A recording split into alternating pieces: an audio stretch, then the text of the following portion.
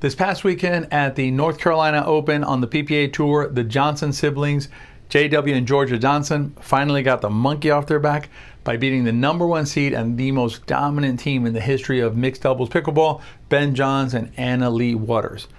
In this video, I'm going to break down for you what JW and Jorja did so well in this match, so that when you're facing those tough opponents, you and your partner can try and bring in some of these strategies and hopefully you get the same result. Let's get into it. If you follow pro pickleball, then this sight of JW and Jorja hugging at the end of that match, you understand the importance of that to these two players, right? These two young players have been battling Ben and Leigh for months now. They've come close several times. They had one heartbreaker a few months back, but have never been able to overcome the hurdle or climb the hill. So being able to climb that hill is a big deal. And I'm going to show you what they did that allowed them that victory in this match. Let me set the stage for you. We're playing a best of 5, and Ben and Leigh have won 2 games. They won 1 and 4, and then Jorja and JW won games 2 and 3. So we're in game 5, and Ben and Leigh are up 6-3. So it looks like it's going to be rinse and repeat based on the score right now.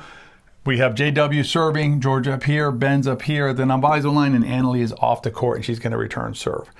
So let me show you how well JW and Jorja played here in terms of their balance, in terms of having clear assignments between the two of them. Jorja played amazingly well. JW also played really well. You see he doesn't come across there and take that ball. I'm going to slow it down for you and run it again so you can see the pieces of it. So we have Jorja's going to be coming in. She's going to take this ball here. Now it's very common in these situations when you have an attack in the middle, Lee's going to attack in the middle here, to have the male players try and step in and take that shot. These two players know each other. Obviously they're siblings, but they know each other well enough and they play together well enough to have clear lane assignments. So this middle ball is going to go to Jorja. Now Jorja has some of the best offensive vision in our game, in our sport. And I'm going to show you some more rallies about that in a second. But she knows that Ben pinches middle here, right? So she's going to take that ball and she's going to put it here against the best player on the planet. She's not afraid to put the ball there and win the point that way. This kind of balance is the first step to these two players being able to win against Ben and Leigh. In these next rallies, we're going to be able to see how balanced Jorja and JW are able to play with each other. Oftentimes the problem in mixed doubles is the male player plays too big. You want the male player to play big, just not too big.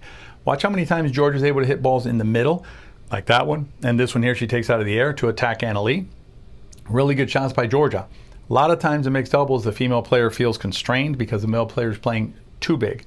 Here, because JW is not playing too big, he's then able to surprise Ben and Leigh when he takes this shot out of the air, not expected, and surprises Ben with that. That's an example of JW playing open and free, but not too big here. He's going to basically allow Jorja to play her side and to have a lot of rain on her side. And then when he gets a ball that he likes in the middle there, he's going to then flick it up to Ben's forehand now, which is surprises Ben. It's a nice disruptive shot because it's totally unexpected, catches Ben by surprise. In this next rally, what we're going to see is again, JW playing big, but not too big because they're on a switch. So Jorja's going to come over here and JW is going to move over here. Now Lee's going to hit the third shot. JW knows that Leigh is going to try and attack the open spot where Jorja's moving into. So he comes over there, helps her out. Again, big, but not too big. And then he gets his position and lets then Jorja do her job on the right side. Because he's standing here, right? Because he's not playing so big over here, when Leigh tries to go behind him, which is a common strategy in mixed doubles, right? Trying to keep they call it, keeping the male player honest, right? By holding him in the position by going behind him.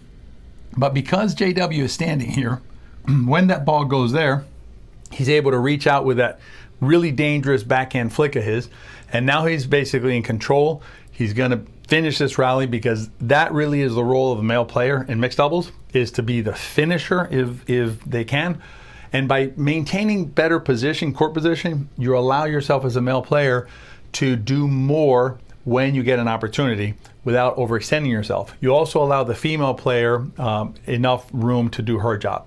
Again, you see protection there by JW, but then now he lets Jorja do her job until he has a finishing shot.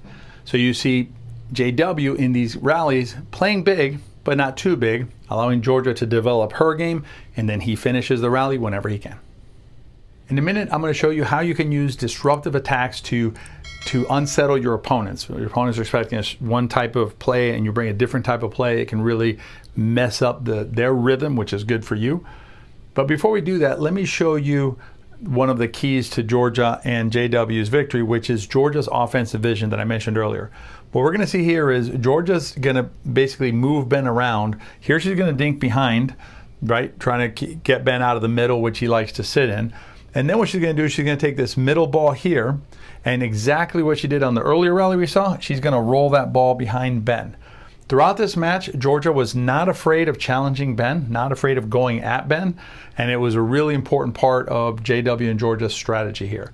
Here we're going to see a really good dink by Jorja, again, attacking Ben, and I'm going to run it a couple times so you can see it, but she pulls Ben and then sets up her brother for the finish. I'm going to run it again in slow motion because it is such a critically good shot here. So here we have the ball started here. Ben was in the middle. Jorja's going to put that ball right here. Not only the vision, the execution, right? Look where she has Ben. She has Ben well off the line under a lot of duress. Now she's going to come over here, and what she's doing there is she's really funneling the ball, right? That's more of saying to Ben, don't hit it here, right? Because I'm standing here, I'm going to smash it. So Ben has to funnel the ball back towards the middle, which is where the finisher is, JW, and JW is going to do his job and put the ball away, earning them that point. So you can see here how Jorja's offensive vision and her willingness to challenge the male player directly opposite her was what allowed JW and Jorja to gain an advantage in this match. I don't know about you, but there's nothing more exciting in pickleball than this type of energy at a PPA, particularly a Championship Sunday, where you have this kind of excitement. Look at the crowd, everybody's going crazy because JW and Jorja got their first gold against Ben and Anna Leigh. If you want to join the action, check out the PPA Tour. I'll put a link down below. Find out when they're coming anywhere near you or somewhere you want to travel to, and check out the action live. These next two rallies are my favorite ones to break down because they show a tremendously high pickleball IQ by JW and Jorja. JW and Jorja are exhibiting here a clear understanding of what it is that Ben and Anna Leigh want to do, what their strengths are, as well as what JW and Jorja's own strengths are. And what they're doing here is they're saying to Ben and Anna Leigh, we are not going to play the way you want to play. Ben and Anna Leigh want to play method style. They want you to drop the ball. They want you to come forward if you want to. They'll dink with you all day long till the cows come home. They'll play method style. JW and Jorja, very good at that, but they can also play disruptive style, as you're going to see here. So they're going to play a style that's going to be very different for Ben and Anna Leigh. Jorja is going to attack this ball from mid-court. Very unorthodox attack from there against a very good team. She's going to start the attack from there.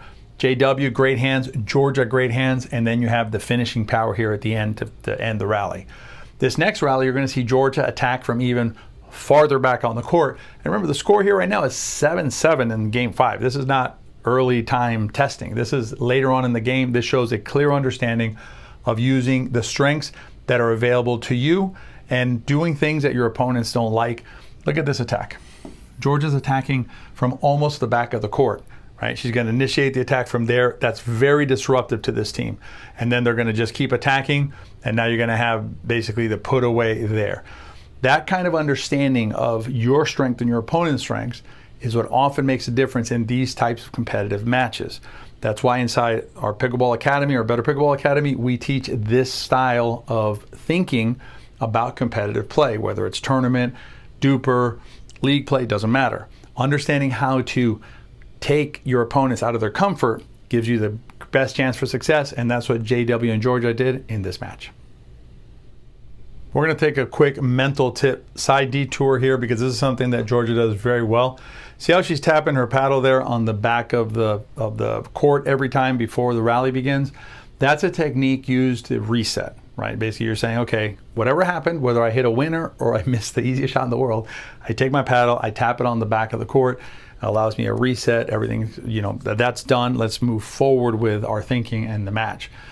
This type of practice can really help you with your play, because you reset your mind, you're not worried about what happened before, and you can focus on the next steps of your match. If you like this kind of idea, this kind of thinking, check out our podcast, Pickleball Therapy. It's the only podcast dedicated to the pickleball mind. I host it every week, and I give you tips just like this to help you play better. They say that to become a champion, you need to have good defense, and this match was no exception. Usually in mixed doubles, it is very common for the male player to attack the female player directly opposite them. As you can see here, Ben is playing directly opposite Jorja. So Jorja is his target directly opposite. Jorja, however, was able to not only resist the attacks that Ben was imparting on her, but also to give it back. Now remember, this is 8-8, so we're in the 5th game, a lot of pressure here. Ben's going to come in and start wailing on Jorja. She's able to get out of it. I'm going to slow that down and show it to you again. And here you're going to see another attack in a minute that Jorja is able to counter and just put so much pressure on that one there, right? So counter, counter, put away.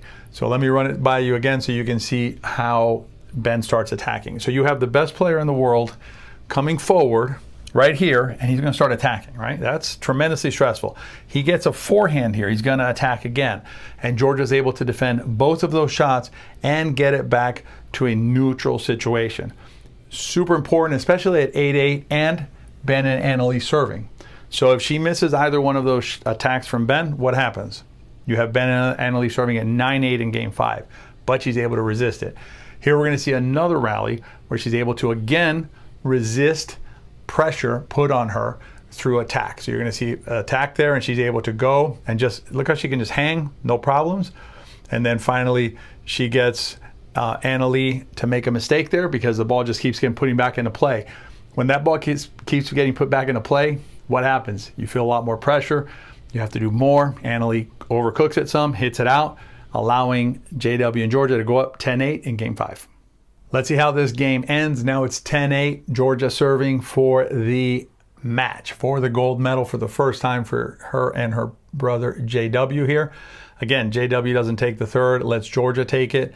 Very nice balance here. And what you're going to see here is you're going to see Jorja is able to dink with two of the best players in the world, if not the two best players in the world, Ben and Anna-Leigh. She just keeps the dink. She doesn't crack under pressure again and again and again. And the player who's going to pull the trigger is going to be Anna-Leigh, who's going to attack down the line against JW. Usually that's not going to work out well, and it doesn't there, allowing JW Jorja to win the gold.